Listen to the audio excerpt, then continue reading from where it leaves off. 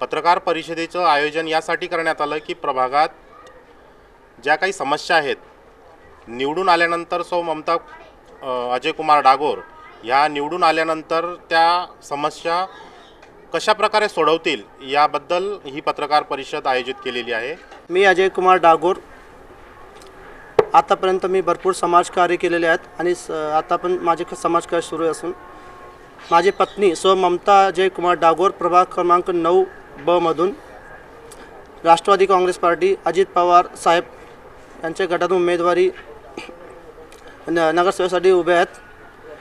आणि मी सर्व तमाम जनतेला, जे प्रभाग क्रमांक 9ची जनता आहे, त्यांना मी आवाहन करतो इच्छित आहोत की उद्या 2 डिसेंबर 2025 रोजी सकाळी 7:30 वाजेपासून तर संध्याकाळी 5:30 वाजेपर्यंत घड्याळ या निशाणीसमोर बटन दाबून ममता अजय कुमार डागोर यांना प्रचंड मताने विजय करा आणि आम्हाला पूर्ण जितके विकास काम आहेत, त्यांचे जे विकास काम ते थांबलेले आहेत, त्यांना पूर्ण करण्यासाठी एक वेळेस संधी द्या। जास्त जय हिंद।